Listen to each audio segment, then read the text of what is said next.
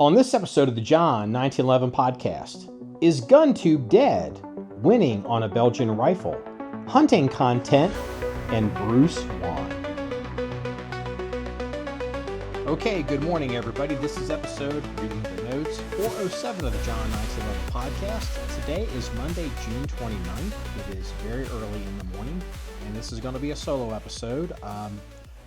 Just trying to kind of get caught up on a regular schedule with the podcast. So I'm going to, I think I said this before, I'm going to do some solos and then I'm going to get the, do stuff with the boys. And I'm actually trying to get in a situation where I can get maybe all the boys together on a pod. So, lots going on and, all that kind of stuff. So I guess the first thing we'll talk about this morning, I guess as an update, is we have hired a range manager. So had a meeting with him last week, and he was, at least so far, seemed very impressive.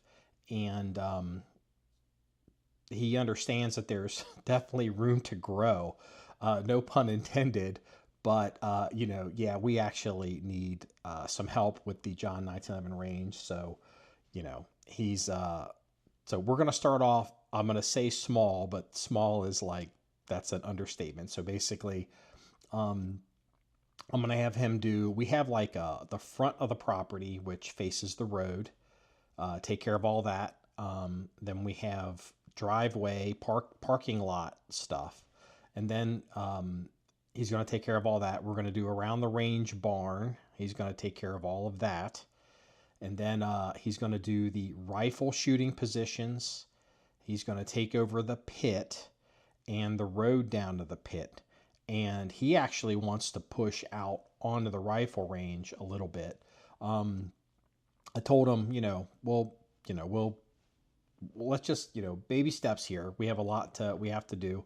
But the nice thing is with him, we'll start having our fire pit area functional. So you might even start seeing, pods or videos or maybe, like non-shooting videos recorded out by the fire pit. So that certainly will be fun. I'm actually way more excited about this than I should be. How do I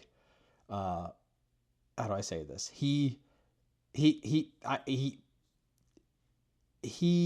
I admitted to him that I'm like a kid at Christmas, realizing how much help we need. And so I'm glad to kind of get this done. So, in total, it'll be, they haven't worked out the numbers.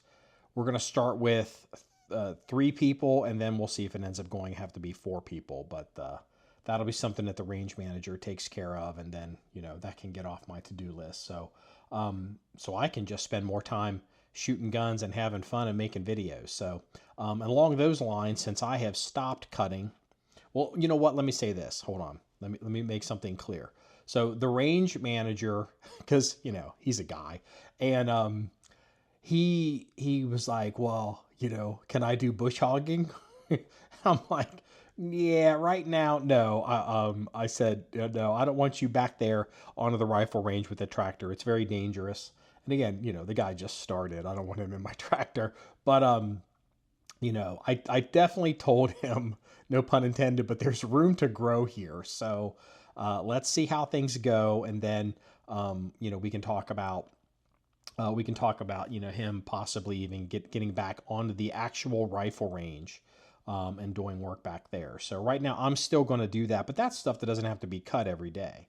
But the other thing is that's important with this guy that I realized, I don't know if I've said this on pod. We've talked about it. So we have reached out to the county about they call it like a pollinator program. I call it wildflowers. And so, spoke to the county, showed them what we were doing. And, they're immediately like, this is too big for us. You're going to have to talk to the state. So I deal with governments all the time, but, part of me is like, I don't know about them hippies coming in here. So anyway, I've reached out to the state, and they got the call. And so we had a phone conference, and they are interested in coming down, and they're going to come up with a master plan Again, we don't have to abide by it, but a master plan for, like, again, I call it wildflowers or native plants. And so the argument being, we don't have to keep this rifle range cut like a lawn. I've kept it cut pretty low for a while. And then now that we have this big tractor, I can start cutting it less frequently because I don't have to try to, it won't overpower, a lawnmower. What can overpower a tractor? So, and then it's like, well, I could start having areas where large swaths of there's holes and places when you look at our rifle range on video where I could easily, have like wildflowers, or I call it wild. I'm going to just use the word wildflowers, whatever. Where it doesn't have to be cut, but maybe once a year, or maybe even every couple of years. But it has to be cut because I can't have trees growing up in it. Well, that's a perfect candidate for wildflowers. So my thought was that I would talk to the state, and then we have to hire an outside contractor or coordinate with the state and do a burn program. Well, speaking to the woman at the state, she's talking about spraying. So, and I'm like, I don't want to be spraying all that shit. So, I have a healthy respect for fire. I don't want to be breathing any pesticides or any herbicides or whatever if I can help it.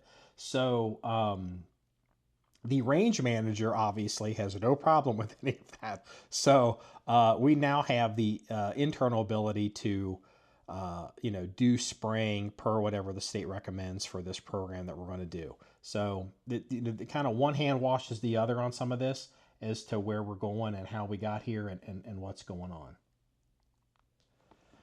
Okay, next thing on the to-do list. This isn't something I've ever normally really discussed. It's not really something that interests me, but I've noticed it for a little while on YouTube.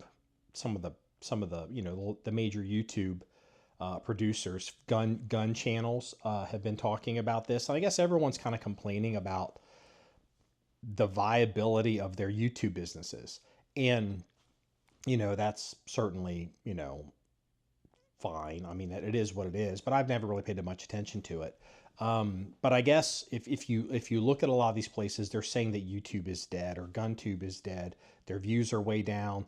And, all these people that run all this kind of stuff, they make all their income off of this kind of, like they sell advertising, and they have relationships with manufacturers or reviews, and they're getting money. Like I've seen, I'm not complaining, or I'm not criticizing, but like I remember seeing there was some kind of pitch deck for Iraq veteran 8888, and I can't remember what the number was, but it was an astounding number. Like maybe the guy gets $6,000 for a review or something like that, or but I could be misremembering. So dude, don't send me a letter. I've seen the pitch deck. There's something out there, whatever it is. It's very formalized, and I guess everybody in the industry knows. I'm the only person that doesn't know. So with that being said, I've kind of paid some more attention just lately, and I've noticed that the views are down on some of the YouTube stuff, but it's never really affected us because we've never had fantastic views on YouTube. And I think, before I go into it, let me say this, but I have noticed, it's kind of strange to me, at least. Like I published I call them video shorts, and sometimes I put the video shorts up on our website, and sometimes I don't, depending on whether I think it can carry its less. A video short, to me, I won't put it on the website unless I feel that it can carry its own weight as far as standalone content. But also, if I do a video short that's really just a precursor to a full-length video, I'm not going to put a short video introducing a gun just to turn around to put a long-form video up on our website, showing the same gun. I make the video shorts to put on YouTube and Instagram, so or wherever else they go.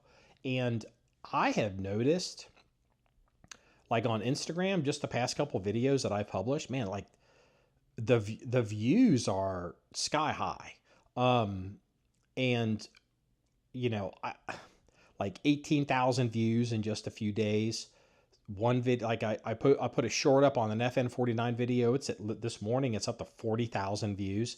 And I've never paid that much attention to the. I don't pay attention to any of the metrics, to any of that stuff. I never look at the metrics. I just publish what I want because we're shooting guns and having fun.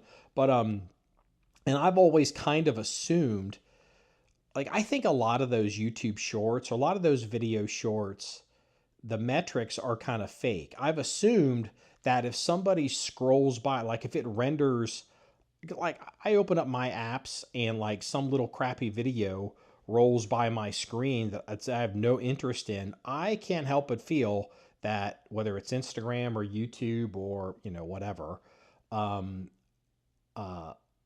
counts that as a view. And so I look at things like 40,000 views for the FN49 video, the video short, and I'm thinking, those views aren't real. That's not a real metric. Maybe it's 10%.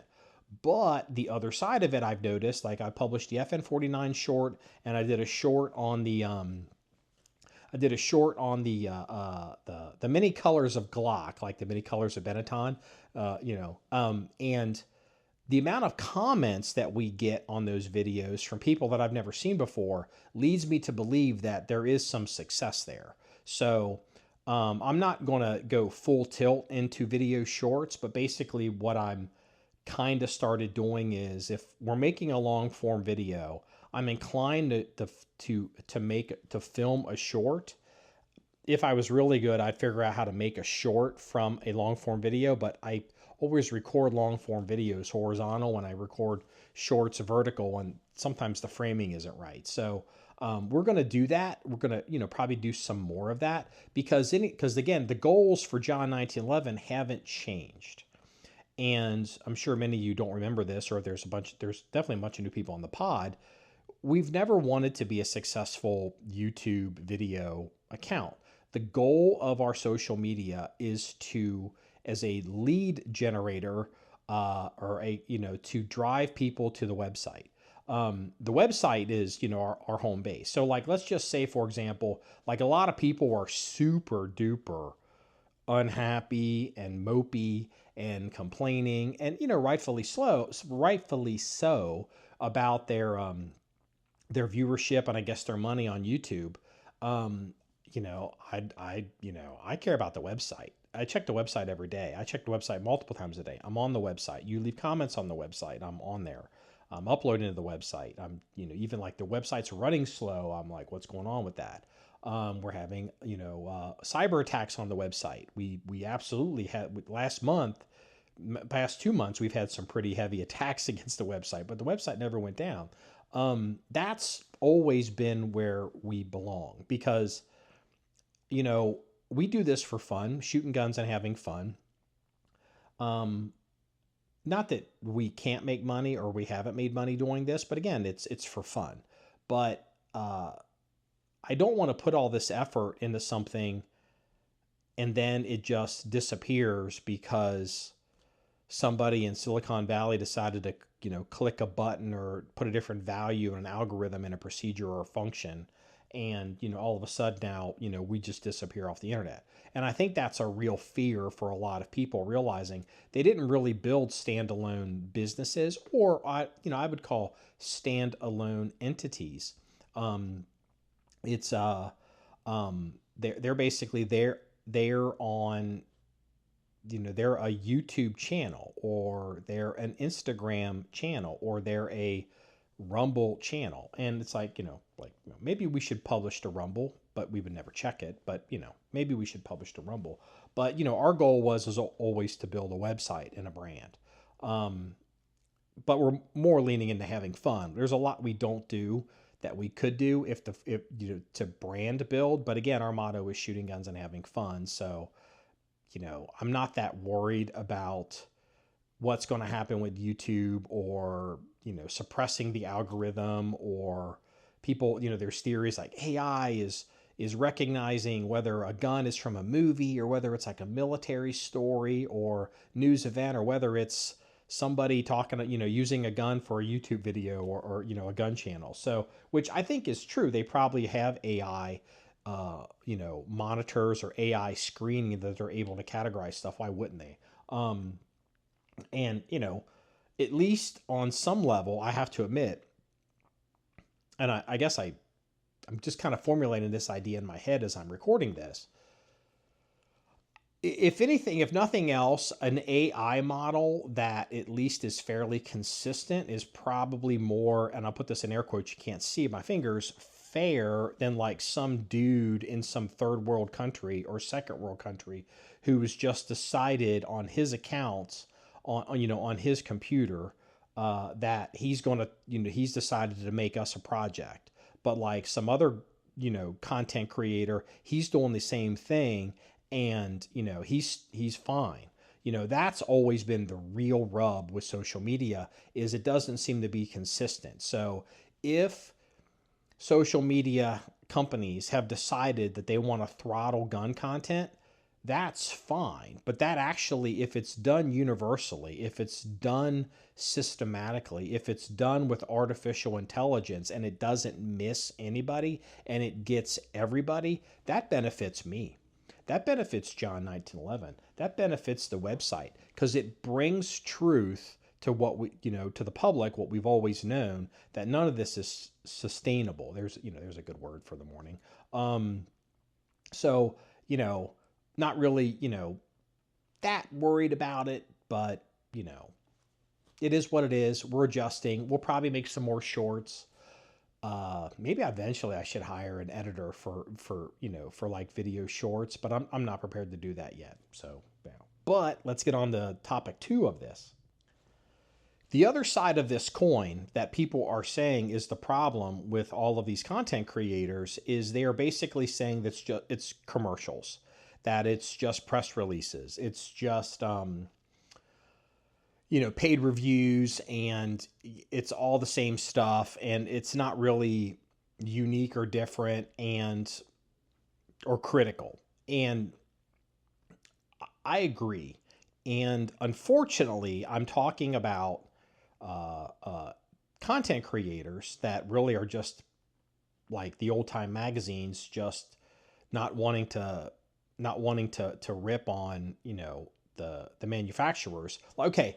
Before I give my example that kind of proves this, and it's so obvious, but I'm going to give another example from the industry, not our industry, but the auto industry. And you can go out and you can see it, because there's a lot of crossover. People that like guns tend to like cars, tend to like watches. There's definitely crossover in those 3 things. And so Ferrari had come out with this, I can't remember. It's this electric SUV looking car thing or whatever. Maybe it was a car, maybe it was an SUV or crossover, whatever it was. And I don't know how much it costs, but it's obviously very expensive. And, the thing is terrible. And I think everybody knew this was going to be terrible, because the reality is the electric car market is basically hit peak saturation. Everyone that wants an electric car has got an electric car. There's even rumors that Tesla may get out of the electric car business and start putting more and more of their manufacturing capacity into making robots. So keep that in mind. So, but with that said, it's really, really, really interesting. If you go out and you look at these car channels who always get access to all these high-end cars and obviously have relationships with these car manufacturers, I saw this one car channel. I'm not going to name him, because I may be using the wrong name, but it's one of these 2 or 3 regular ones that are like based out of Europe, because they have some kind of European accent. And this guy was talking about how, the reaction to this electric car, and he's doing this video, and he owns Ferraris. He gets access to Ferraris. He goes to the Ferrari factory. There's obviously a relationship there. Okay. And one thing, if you don't know this in the car industry, is Ferrari is very prickly when it comes to saying stuff about them. They hold grudges. They are the people that if you say one little thing about them, they will lock you out of a relationship with them.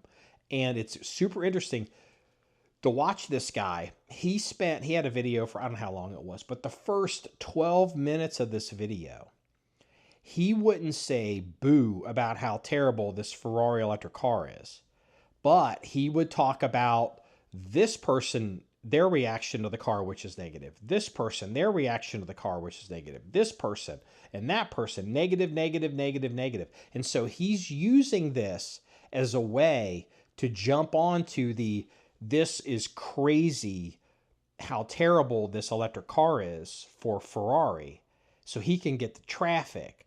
But he's just kind of quoting other people and not saying shit about, this, because he doesn't want to say anything bad himself.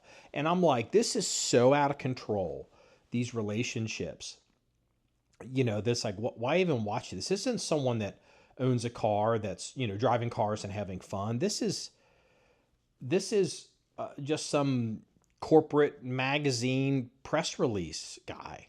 And when I'm saying that, I'm going to say this, and I have very rarely have ever said anything publicly about these people because it's a website, but it's gotten to be so out of control by virtue of the omissions that it needs to be mentioned because everybody's complaining about YouTube.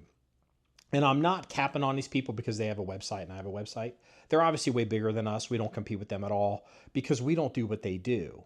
So we don't compete with them. But there's a website most of you, if not all of you, know called the Firearms Blog. And I can't remember what I'm having a brain fart, whatever their tagline is, firearms, not politics. But they will generally position themselves as a news or industry news source.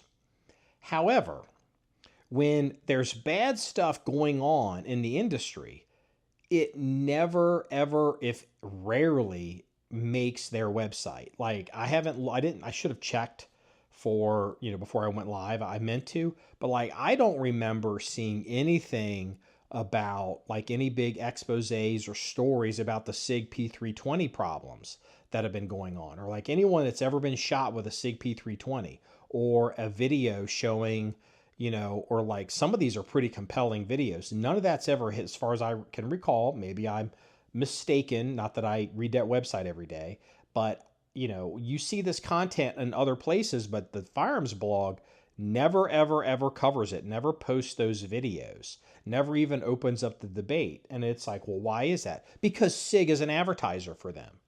And not only is SIG an advertiser for them, they have a relationship with SIG that's so inbred that, they coordinate with them at a very high level.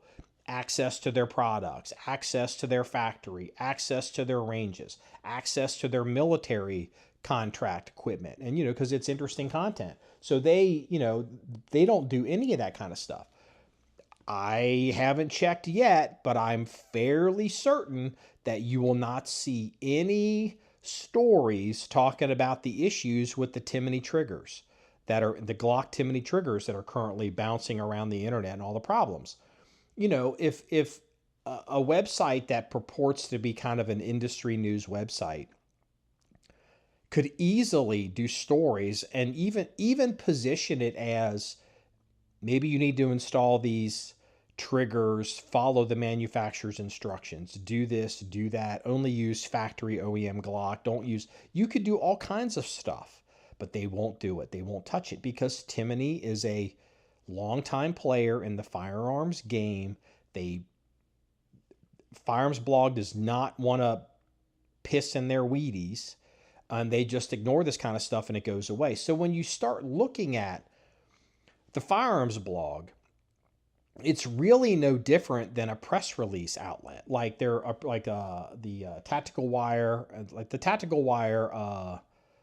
I can't remember the guy that runs that, his name, but the Tactical Wire, they do these emails you sign up for in their industry. And, there's the Shooting Wire, the Tactical Wire. There might be a Hunting Wire. I can't remember if they have an archery wire or a fishing wire. But basically it's, people submit press releases from their industry. Like they even do things like, oh, so-and-so executive's been hired by Smith & Wesson for their military sales, or so-and-so's been promoted. It goes into these wires, the tactical wire, the whatever wire, and it's just press releases and some occasional news. Firearms blog is really not that much different than that. And, you could make an argument, well, the firearms blog doesn't want to be negative, or the firearms blog doesn't want to be critical. They want to be positive and uplifting because, like our motto is shooting guns and having fun. Not sometimes, we have to do a story on not having fun, or maybe the fun didn't quite work out, and honestly, sometimes when stuff goes wrong, that's kind of fun too. That's documenting the things that go on at John1911. But to go back to the firearms blog, they won't say this about X company. They won't say this about Y company. They won't go anywhere near these lawsuits and products, but they will consistently do content that criticizes their readers. Calling people FUDs or tactical Timmies. They will do content like, I'm making this up, but like, don't be a FUD, don't do this. Don't be a whatever, and don't do that. And, it's very critical, very judgmental, very opinionated, but they won't express any opinions on manufacturers. And you know why that is? Because the person who's the FUD, or the person who's the tactical Timmy, like they'll get everybody. They'll go after the FUDs. They'll go after the tactical tards. They'll go after people that come up with whatever classification, 1911 guys, Glock guys. They'll go after all those people who are the consumers, but they won't go anywhere near the manufacturers. And that is what in law enforcement they call a clue. So the problems you're seeing on YouTube with basically the media, YouTube gun channels being taken over by corporate interests, and I hate to use those kinds of phrases because it's like communist stuff. I'm not obsessed with corporations, but it's bled over into all this kind of stuff because end of the day, a lot of these companies are really just about, licking boots and getting access to stuff because they're not living the lifestyle themselves.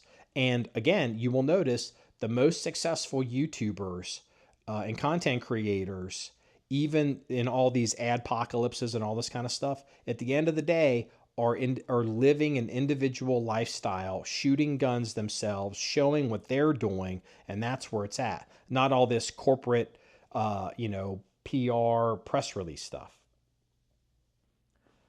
So along those lines, here's, like another example. Like, I've been doing the Grenadier videos. Why am I doing the Grenadier videos? Because I bought a Grenadier. So, it's around, we're using it. It's a vehicle I can use on the range. It's a vehicle I can use to schlep people around in.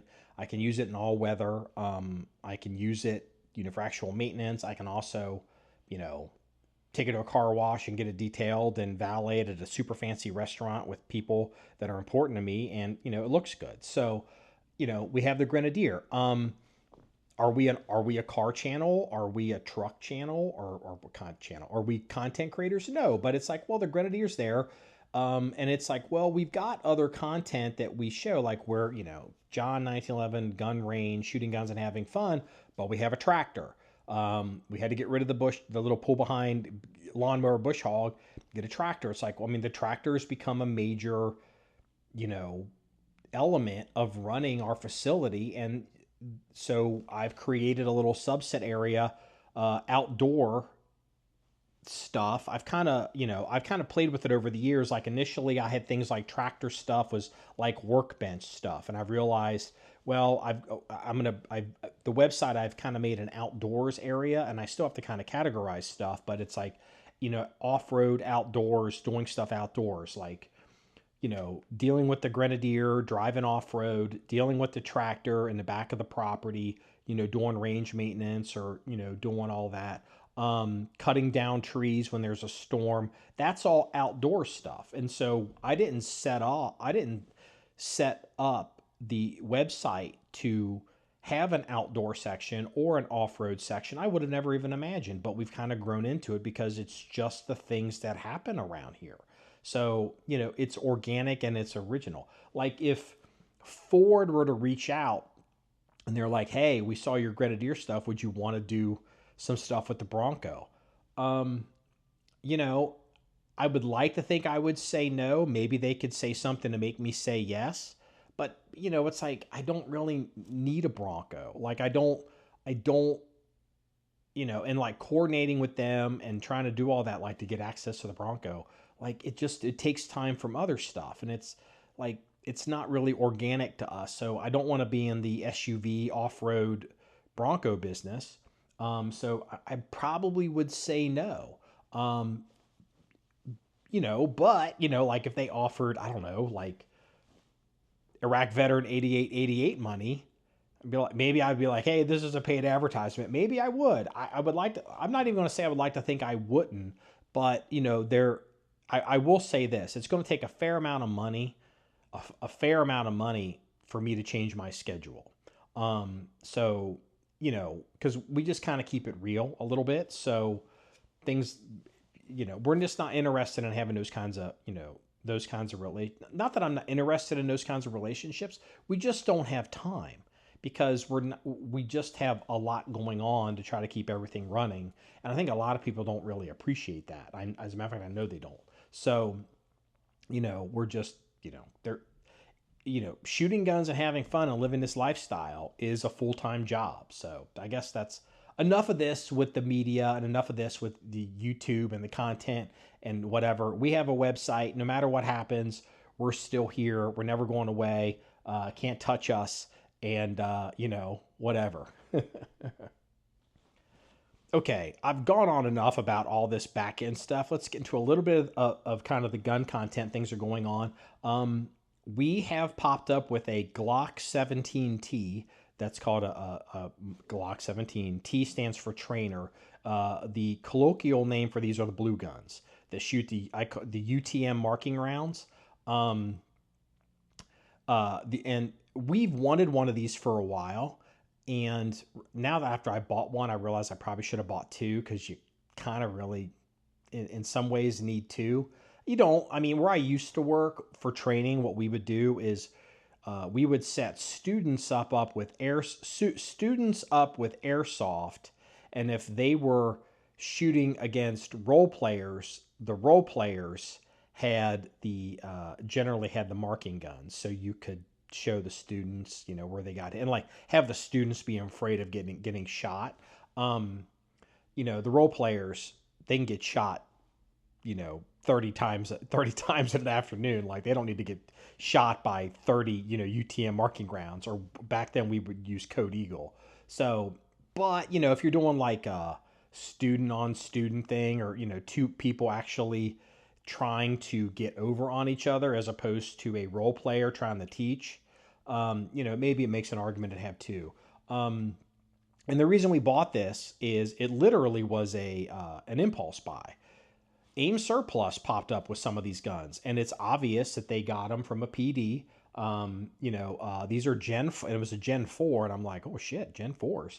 Because I kind of start with Glock with Gen 4 for myself. That's where I really think Glocks got decent. And it's like Aim Surplus is here in Cincinnati. For us to go to Aim Surplus is not a problem. So, and it was very competitively priced. I mean, it was basically what you would see them, on the internet, like in an auction without someone bidding it up. And it's like, well, okay, well, yeah, we'll go ahead and do that. It sucks we have to pay sales tax, but, it is what it is. You're either going to pay sales tax or you're going to pay shipping. We don't pay transfer fees, but, so yeah, we bought one. But I did a video showing, again, a video short, and I think it's got 30,000 views, the many colors of Glock. And, we've got a black Glock now, we have the FDE Glocks, we have the red training Glocks, and now we have the blue Glocks. And I was just really aware of, there was a green Glock, but I think it had fish scales on. I think it was a Gen 3, and it was considered a very rare gun by people that are interested in rare Glocks, which doesn't really interest me. And I guess I had multiple people, Officer Mike reached out and other people, basically saying, hey, they've made green Glocks lately, possibly Gen 5s. There's a gray Glock, and actually that kind of rings a bell. Like, I think I forgot about that. And some people are claiming that there's even other colors of Glocks that apparently Glock now, if you will order 10,000 Glocks, maybe it's through a distributor, but if you'll place an order for 10,000 guns, they'll give you a custom color. Maybe it's a predetermined palette, or maybe you can just, do whatever. But some people are claiming that there's a white Glock out there, which I have a hard time believing. But it was just kind of, it was a learning experience for me because I don't pay that much attention to Glocks. I like Glocks a lot. I respect them a lot. And I think a lot of people these days, are learning to respect Glock a lot more, realizing that, making a striker gun that's a service pistol is not as easy as you think, especially if you want it to, have like the super duper good trigger, because there's a good chance it's going to torch a round off in your leg. So you got to respect Glock with their half cock, pre-cocked, kind of double action design. It's very smart. But it's been informative to have all these people reaching out and kind of like telling me like, there's this Glock or there's that Glock. Officer Mike even sent me a link to, I think the Glock store is selling, cutaway guns. Now, I don't think they're factory. I guess maybe Glock stores having them cut away, but I just didn't even know that was even possible. But am I going to go out and buy a bunch of these different colored Glocks? Probably not. I mean, I'm pretty opinionated on Glocks. I like full-size guns. I don't like the smaller guns, so I just eliminate those. I had some of them, like the Glock 19 is too small for my hand. I carried a Glock 23 for a short time working, and that gun used to be, it was like was that a Gen 2 or Gen 3? It might have been a Gen 2, like some of the first Glock 23s to come into the country. That's a 40 caliber gun. That gun used to beat the crap out of me. That gun recoiled so bad, it was worse than the 27. And I ended up, moving on beyond that. I was able to get out of that gun. So, but it's been informative, and it's like, well, if I was going to make an argument for a Glock that I need, because we've got a 17L, I've got a 17 Gen 4 FDE, I've got the 34, 35 FDEs Gen 4s, I've got a Glock 21, which is a 45 Gen 4. The only Glock that I'm really missing that I wouldn't mind having would be the Glock 20, which is the 10 millimeter. I just feel like, as a bear gun, as a possibility, I'd like to have it. I just feel like it'd be a good gun to have. Like, let's say I wanted to go fishing in Alaska or something. So, maybe if I can run across a 10 millimeter Glock 20 in a different color, as opposed to just getting one in black or another FDE, which I don't really want. Maybe I'll treat myself and get one of these many colors of Benetton Glocks and, really, taste the rainbow. So yeah. There's the update on some of that content. Another gun that we've done some shorts on, I might have published a long form. I can't remember. I will admit that I film videos in tranches, and I kind of build up, I build up like a library or a queue of videos before they go out. And we have picked up an FN49, and we got the gun. We didn't pay. It was a fair price for a gun that had been rehabbed, but it wasn't like a original MILSURP gun. So that's, I was like, well, it's shooter grade. I want a shooter gun. I don't want to, lose value blowing up a collectible. And if it's brand new, I don't want to lose value, scratching it or tearing it up, or wearing the blue in. So it's always a balance on, the kind of guns we find. So this gun's got like this FN49. I assumed it was Argentinian. It's in 7 millimeter. It's got this shellacked stock on it, like this bright shiny stock with no cartouches or marks as far as I can tell. And I'm like, yeah, somebody's fluffed this gun. And like the metal looked so good, it's just like, yeah, this gun's been totally refinished. And Mongo's been looking at it. Apparently it's Venezuelan.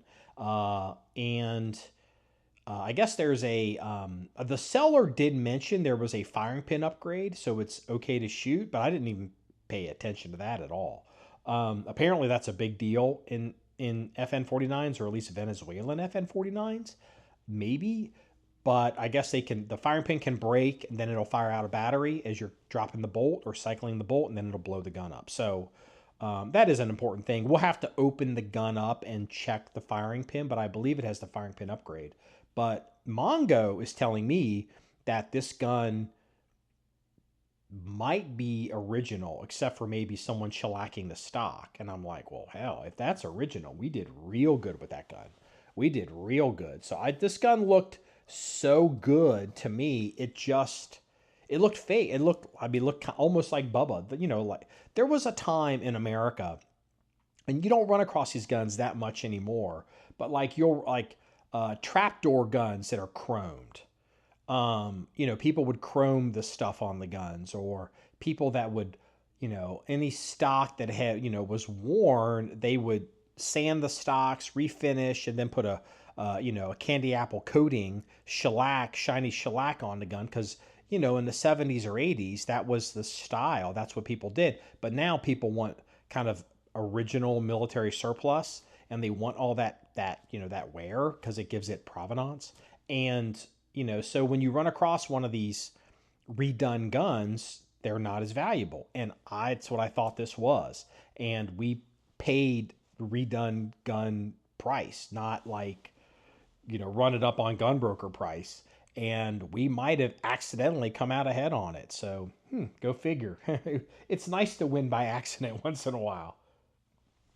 Industry news. Again, this is me doing this because it interests me. The manufacturer has no idea that I've noticed this. We haven't talked about it. We haven't had any communication about this at all. Not that I talk to them on a regular basis anyway. I don't. But Wilson Combat has re-released the single stack Experior 9mm. Oh, they're doing 45 as well, I believe. But the single stack Experior in 9mm. I think they don't call it single stack. I think they call it just the Experior full size, as opposed to like the X9 Experior. But it's the 5-inch 9mm single stack 1911. And, you know, I'm like the only guy I think out there on the internet that thinks this is the greatest 5-inch 9mm 1911 ever made. And we had one, and I've told the story before, you know, 5-inch 9mm 1911s don't run for shit for years. Like, I mean, I was trying to convert to 9mm while I was working, and I couldn't get, all these 9mm 1911s were just garbage. Like, they just wouldn't work as a working gun. And so I was never able to do it. And because I've learned since then what the problems are. Well, what Wilson Combat did is they came up with a traditional 9mm 1911 5-inch gun, and they, instead of re-engineering a whole new gun on how it locks and unlocks, they took the standard 1911 design and they modified that standard. Inside, they made internal changes to the gun, so you can, Wilson Combat goes away tomorrow. You can get parts for this gun. This is a standard 9mm 1911. It's just they've made changes to it, like they modified it.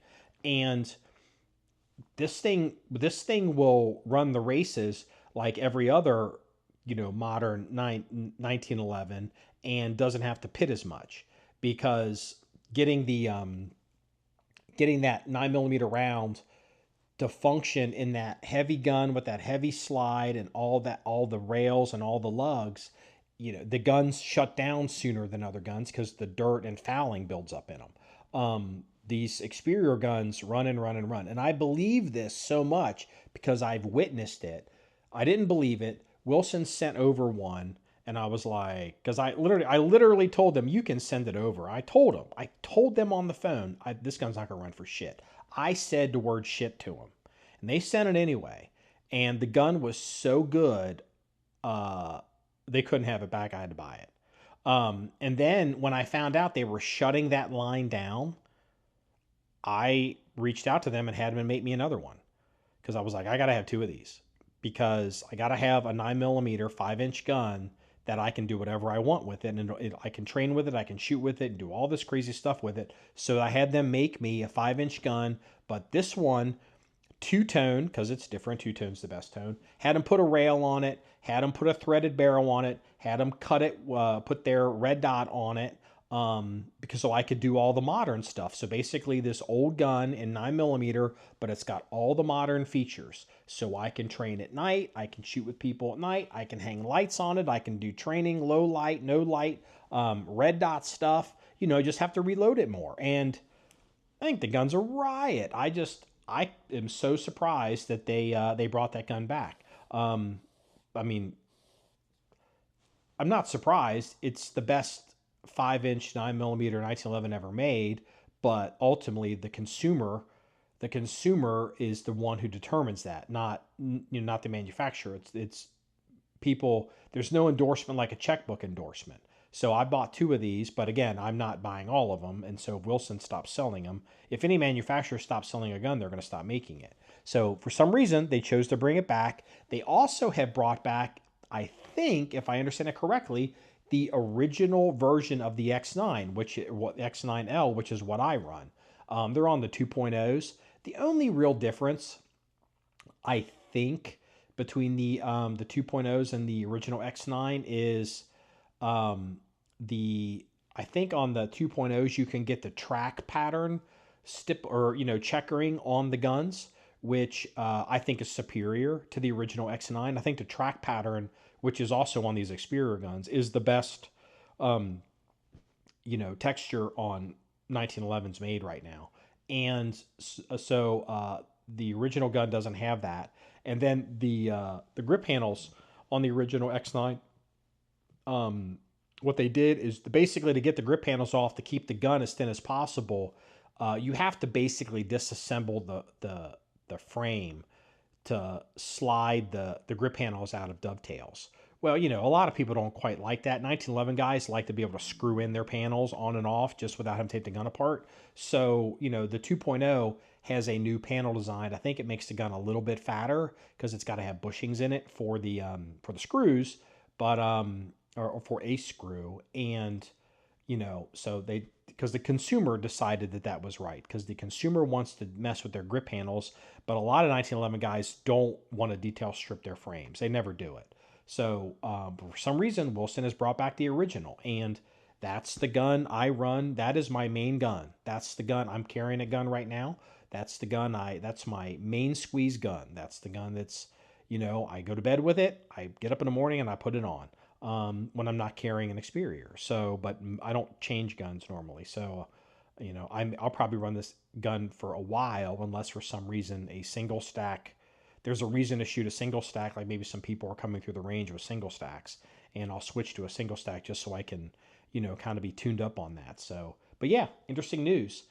My two favorite guns that Wilson's ever made that were discontinued, they brought them back. Huh.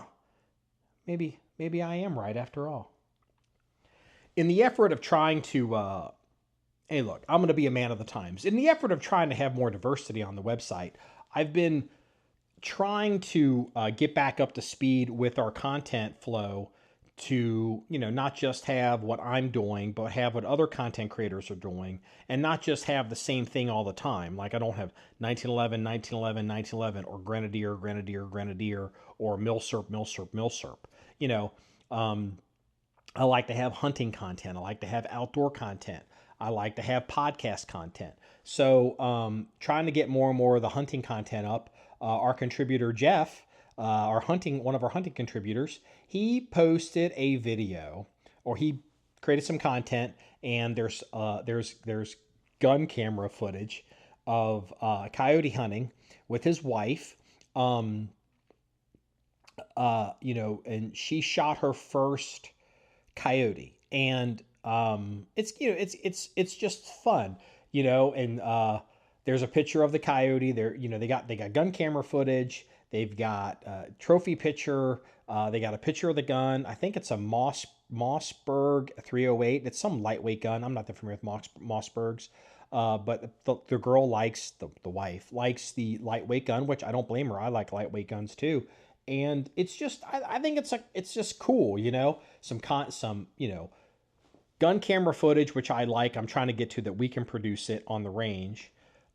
He's got his wife shooting, and look, I'm going to say this. Look, I'm being a professional. I'm not whatever, his wife has a certain amount of commercial appeal. Okay. Cute girl, right? It's fun. Like, look, if his wife was a hatchet face, I'd still publish it, but it doesn't hurt as a publisher to be like, hey, here's a cute girl with a gun hunting on our website. It's like, I'll take that. Yeah, good times. So if you want to see that content, I'm hoping we can do more of that kind of content. I'm working slowly on trying to get up there myself. I appreciate Jeff giving me that kind of content. We had some stuff from Officer Mike. He sent me a picture of a bear hunt he was on in Alaska. Everybody's asking me what Mike used to shoot that brown bear, and I have no idea, because for all I know, Mike may not have shot it. I mean, knowing Mike, Officer Mike could have. He could have done archery on that bear. Look, if there's a season that enables you to hunt with a spear, Officer Mike would do it. He is probably the most outdoors person that I know. Like, he is hunting all the time. He hunts all the seasons for all the game. He does animal control, for the region. I'm not going to say how or specifically. He's a sniper. So he's hunting all the time.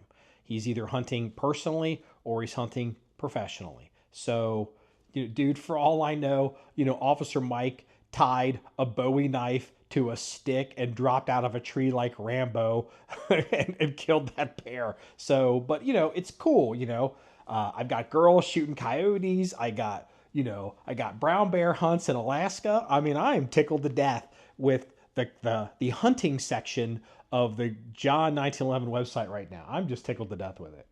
Okay, so we're rounding a corner. We're going to be coming into the, final approach to land this airplane. So let's go ahead and run down some of the things that I've seen around the world. Then we'll go into the blotter, and then we'll go ahead and call this. So first thing is, we've seen the looking at the computer to make sure we're still recording, because that's never happened before. We've seen the reports of the earthquake in Venezuela. I guess it was like a double tap earthquake, like a 7 point something, and then immediately after another 7 point something, which is like, yikes, that's pretty scary. And the initial reports are like there could be how many thousands of people dead. I think as I went to bed last night, they were up to 1,500 dead. But I saw a story that at least was worth mentioning, but I don't know if it's real, because sometimes people kind of they see what they want to see because it fits a narrative. Even though I believe this narrative to be true, since I haven't confirmed it and I'm suspicious of it, I'm gonna caveat that before I say it. There's reports that rescuers who are coming in from around the world, even the U.S. military, or was it Rescue One's gone down there? They are going through rubble, and they're noticing that some of these walls in these collapsed buildings are filled with styrofoam. Like maybe they built a shell and then they sprayed styrofoam in the middle of it. And, why would you do that? Well, the way it's being spun or way it's being presented is communists are going to commie. They always do. They do this kind of shit. They're cheap. They save. They can save money so they can steal it. Or they don't care about the peons, and they call them peons. And that's the other thing. So that's the thing. They kill people because they're a kleptocracy. So the other side of this. So I'm reporting it because I think it's an interesting story. But the other side of this, just want to make sure, hey, look, we live in a world of a lot of spray insulation, and, some building collapses. I don't know if, if what they're seeing is really styrofoam or maybe it's just spray foam insulation. So thought it was an interesting story worth mentioning. Some of the video that I've seen, this would be pretty thick insulation. This insulation is like 10 inches thick. Like, we had spray foam insulation done at the range barn and it's 3 inches. And it's like, I don't know why that, they would have to have like 10 inches of spray foam. So maybe it is styrofoam, or maybe they're using it. I don't know. I don't even understand. Like, how would you get some of these? I'm even asking myself, how would you even get styrofoam in there? Because styrofoam is that a spray? Is styrofoam sprayed, or is it pre-made? Like, it's just the whole thing. It's like, it was an interesting story. I thought it was worth mentioning, and but it gives me a chance to tell both sides of the story. So here's another story that I just thought it was fun. And so here's the headline: 96-year-old party animal threatened with eviction for throwing retirement home ragers. And they quote her, "They can't stop me." So you got to see the pictures. We'll have this on the website. She's a 96-year-old, has millions of fans. Oh, I didn't know she had internet. And absolutely refuses to let anyone kill her buzz. Internet superstar Lillian Droniak was warned she should get the boot from her Connecticut retirement home if she doesn't stop throwing shindigs for her squad of silver-haired sidekicks. But the feisty great grandma says she's not about to trade cocktail hour for coca and lights out. Quote, I can do what I want, she said in a hilarious Instagram video. They can't stop me. No. Known to millions online as Grandma Dronick, whatever, the red-haired rabble-rouser has 4 million Instagram followers. As I get older, my Instagram might change. I'm just telling you.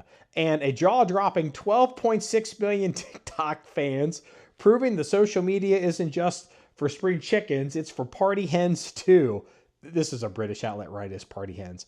For her part, she only follows one person, her beloved grandson, Kevin.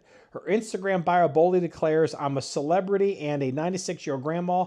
I can be your grandma too." So, there's a picture of her. Let me open this up here. But why I want this picture, New York Post. So there's a picture of her. Where's the picture? So she's wearing a shirt. There's a screen grab of her on one of her, I guess it's a TikTok video, and there's a text overlay, and it says, "Hungover from last night's party, my nursing home can't stop me from partying through the last chapter of my life, XOXO." And she's wearing a t-shirt, and the t-shirt says, "To-do list," and then below it says, "Your dad," with a line drawn through it. And as soon as I saw that, I was like, you are 100% making the podcast, lady. So yeah, go to the website to see the picture of the partying grandma. And better, if your dad's smiling today, this is the reason why. Or maybe your granddad, I don't know. So yeah, and another like uniquely funny but also sad, but I'm gonna take it as funny because like Rush Limbaugh kind of always said, try to be the happy warrior.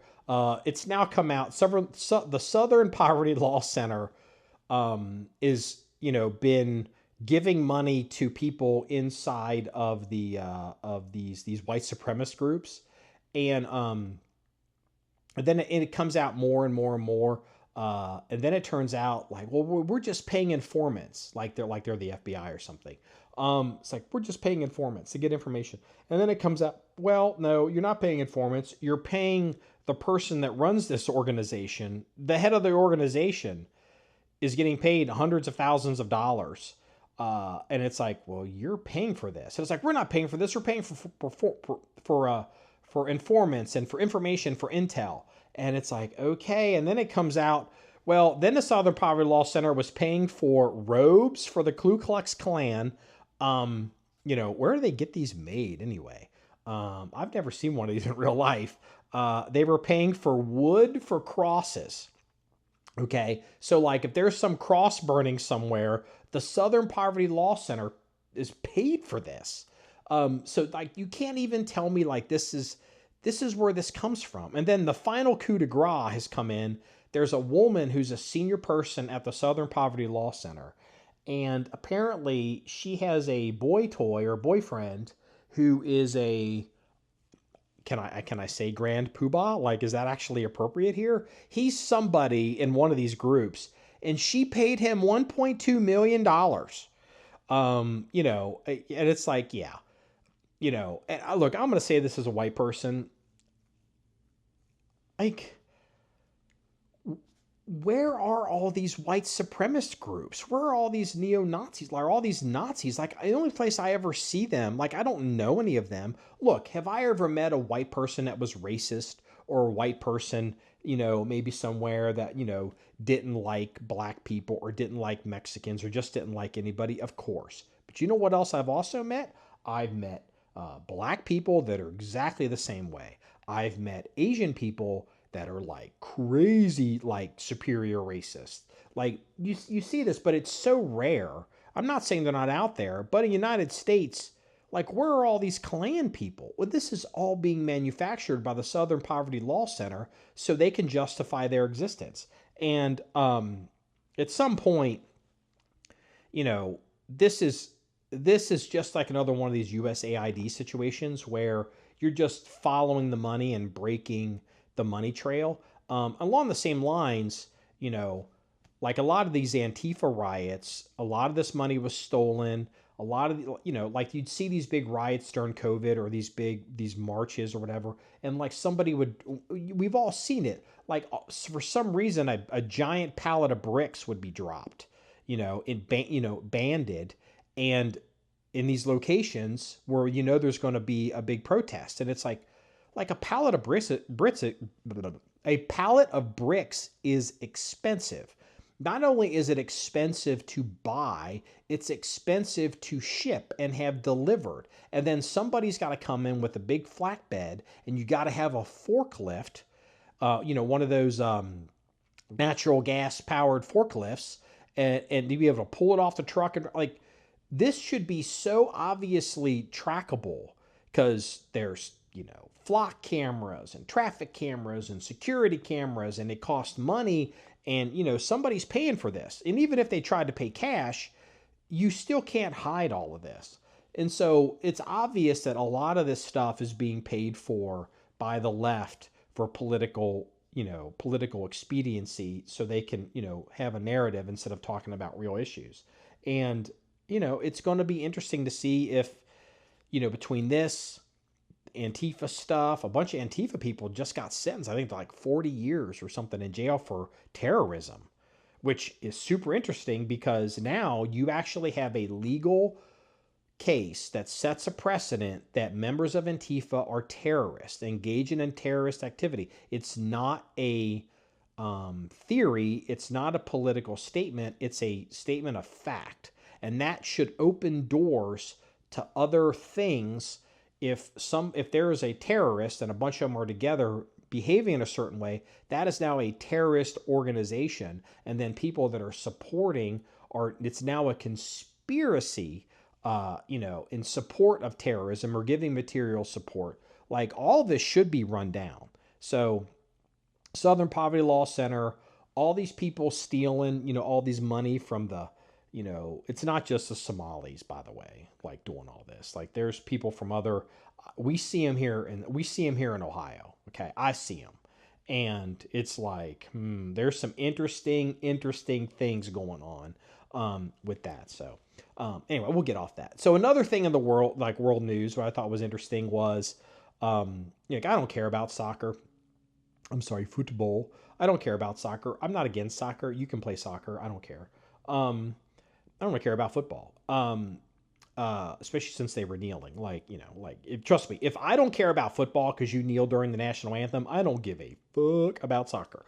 But what I do have enjoyed, and I think everybody has too, are all these Europeans in particular that have come to the United States they have been told by their media what the United States is like. And they're coming here and they're just blown away by how great it is here, how much freedom they have, how much money there is, just, the infrastructure and the things you can buy, and, the food and the stores and the guns and the big trucks. Like seeing all these European women that are like, oh my God, I love these American pickup trucks. I want one of these. Or they're going into like Bass Pro Shops and seeing all this stuff, or or trying all the food, or like they're going into what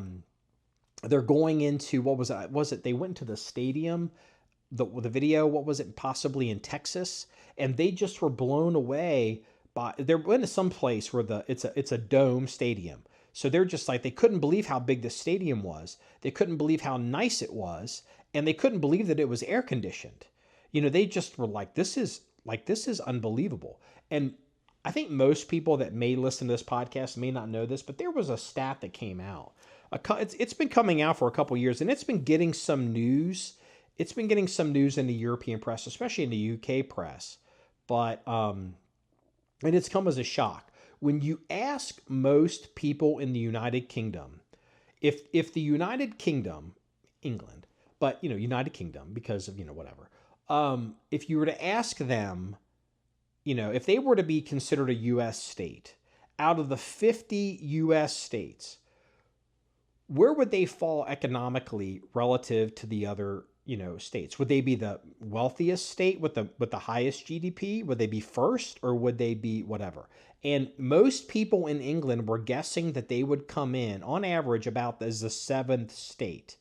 And so it's come out that they would come in as the 51st state. These countries, they are so poorly run and they're so poorly capitalized because of regulation. That's why they don't have militaries. That's why their social welfare programs are bankrupting them. Most people in the UK don't realize how poor they are as a country. It's terrible. Like and what was another example to prove this? Like, we in the United States, we think of the United Kingdom as, this big country in GDP, like especially like libs, and, people, that are live in big cities, they think how great the UK is, or England, because they just have this image in their mind of these places. Kind of like the image I had of Monaco before I went for the first time. Is like, oh my God, I thought I would love Monaco. I hated Monaco. But anyway, neither here nor there. When you look at the United Kingdom, when you look at England, the reality is England is really just London. The only city, like if you're going to make money in England, if you're going to have any type of income in England, with some few exceptions, like you're going to be successful, odds are you have to move to London. And London is a huge city. It's also a very expensive city. But there's only one real economic center of gravity in all of England, like the serious world-class economic center of gravity in England, and it's one city, and it's London. Everything else is not second tier, it's like third or fourth tier. It's not any different than these small mid-sized cities. A lot of mid-sized cities in America have more economic power than like some of these other smaller cities in the United Kingdom. But in the United States, just whether you like the city or the place or not, like you look at city, obviously New York, Chicago, LA, but we've got Miami, and you've got Charlotte, and you've got Dallas, and you've got Phoenix, and you've got, San Francisco, and you've got Seattle, and, just Charleston, and Charleston may not seem like a big city, but like in England, Charleston would be a major, major, major economic city. But here, Charleston's like a cute town that's getting bigger and getting bigger and bigger. But like Boston, like we've got all of these, cities in the United States, and I haven't even touched on, like all of the world-class economics. I'm just speaking economics here. Like we are so powerful as a country. We are so big. Like it's been interesting. America has been told by the left for a long time that, like under Barack Obama, we have to manage the decline, right? And it's like, shut up. And, people like Trump have reminded America, kind of like Reagan, that, we're the greatest country in the world. We're the most powerful country in the world. We have all the opportunity here. We have the freedom here. And it's interesting and super fun that all these people that live in Europe or around the world that have bought into this idea that America is this second-rate place or a place to be, like dismissed or looked down upon, are coming here going, holy cow, we had no idea. That's been super fun. And so I've said all that to say this. There is a story. Let me find this here. There is a story. Let's see here. Let me type in the word so I can find it. This is the headline, and this is relative to all these people from Europe in particular that have come here. And the headline is from KRON 4, Channel 4, and the headline is, quote, relative to World Cup, police monitoring emerging situation regarding ranch dressing at the World Cup. So apparently what's happened is all these people are coming into the U.S. and, experiencing all these different things, but apparently they've discovered ranch dressing. And, you see a few videos and, people talking about like barbecue, getting barbecue in Texas, or, having this or having that, and ranch dressing and other stuff. And I don't eat ranch dressing. I mean, there's a lot of things I don't eat because I'd be fat as a horse. But there's so many people from Europe that are trying to bring ranch dressing back to Europe. And, look, if you've traveled since 9/11, you know how this works. You cannot bring more than 4 ounces of liquid, onto an aircraft. And what's happening is basically TSA is taking all this ranch. There's so much ranch dressing that they're pulling off these people because they're like, oh, it's just salad. They're like, dude, you can't bring a bottle. You can't bring that much liquid onto an aircraft, and you can't open it and pour it into something. I mean, it would rot, so yeah, it's just, I thought it was a fun story that there's so much ranch dressing that these people are trying to bring back to Europe that, it makes one wonder. It's like, well, maybe I should open up an export business and, start the ranch dressing, hustle, to, wholesale ranch dressing into probably the United Kingdom. Okay, time for the blotter and the call it. So the first one is I think this is Elk Grove, Illinois. It just says Elk Grove, and I've had this one for a little while, a little bit behind on this, but it was so worth talking about because there's actually drone footage of this. So let me read you the headline: Elk Grove police drone helps officers arrest 3 after homes hit by gunfire. So here's what happened.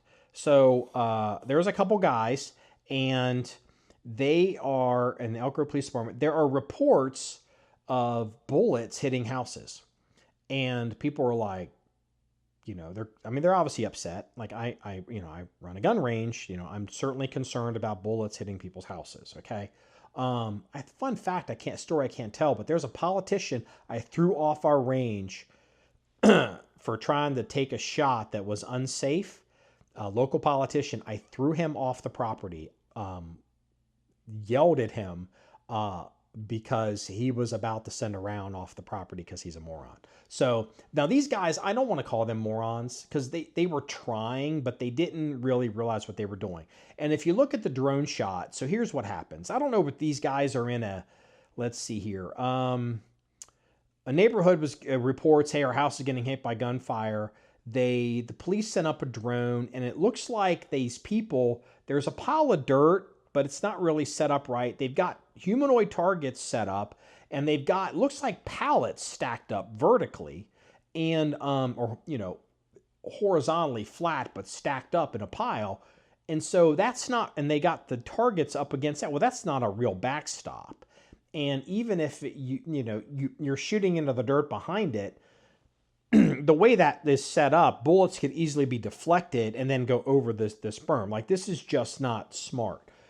The police sent up a drone. They literally, excuse me, I had to clear my throat. Police sent up a drone. They literally have footage of these people shooting at targets, and it'll be on the website.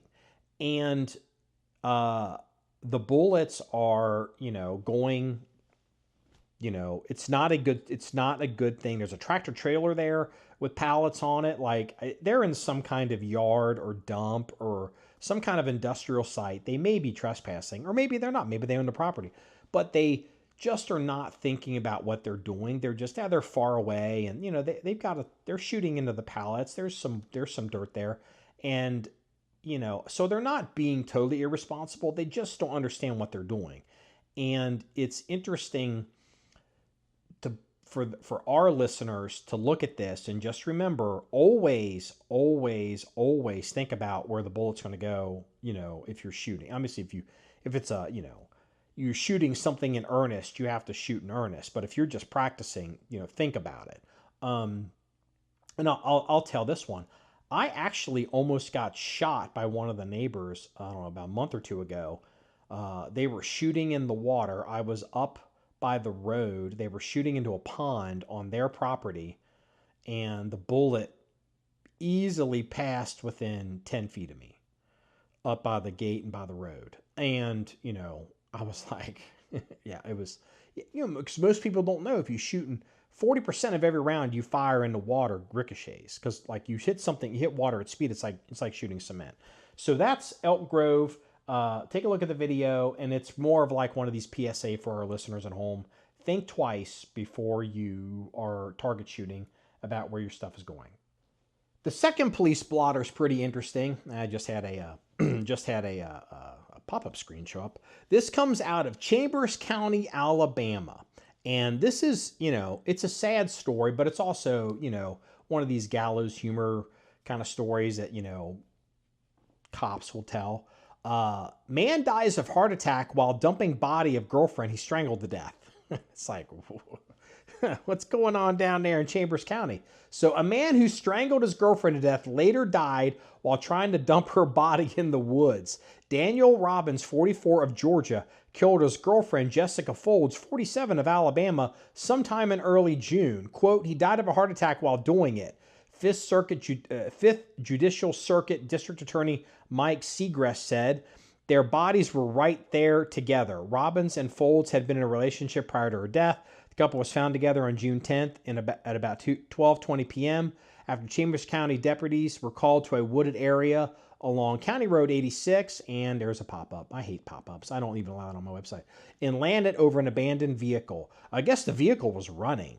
And so upon arrival, deputies located a deceased white female and white male in a wooded area near a vehicle. And so he killed her, and then he was trying to get rid of her, and he had a heart attack. And it's like, it's a sad story, but it's also kind of like, well, save everybody a lot of time. So, hey, kind of appreciate that. Okay, so this is the final police blotter, and this one's pretty fun. This was sent to me by a listener. You know who you are. I don't know if I can say your name. So, I'm going to say this is Jalisco, Mexico. So the headline is, The Dark Night of Jalisco, Mexico's Batman hunts motorcycle thieves, leaves them taped to lamppost. And there's photographs of these dudes. They're duct taped to the lamppost. They've got something written on their forehead, and they got tape over their mouth, and the motorcycle's parked next to them. Mexico gets their own Batman who targets bike thieves, motorcycles, and an unidentified vigilante dubbed the Batman of Lagos de Moreno has reportedly neutralized at least 5 alleged motorcycle thieves in Jalisco state over the past 10 days, tying them to lampposts, which with tape, and leaving stolen motorcycles nearby. According to local media, the incidents have been reported in the Lagos de Moreno, a municipality in Jalisco, where photos began circulating online showing the men restrained with tape in public areas. Some had their mouths taped, showing signs of beating, and warning signs were placed nearby. Local press reports said that the mysterious figure, frustrated with inadequate law enforcement, began targeting motorcycle thieves. Residents quickly gave him the nickname Lagos de Moreno's Batman. And so, you know, because, you know, I guess Batman did that in the movies. And so, you know, this has made the U.S. papers, and there's lots of pictures. You can see it on the website in the comment section. And in the comment section that this is getting posted, somebody said, "I wonder if during the day this guy's Bruce Juan." So yeah, we're gonna go ahead and call it there. This wraps up episode 407 of the John1911 Podcast. You want to see any more stories or pictures or links of anything we discussed, please go to the website at john1911.com. That's JOHN1911.com, where it's all about shooting guns and having fun. Everybody, have a good day.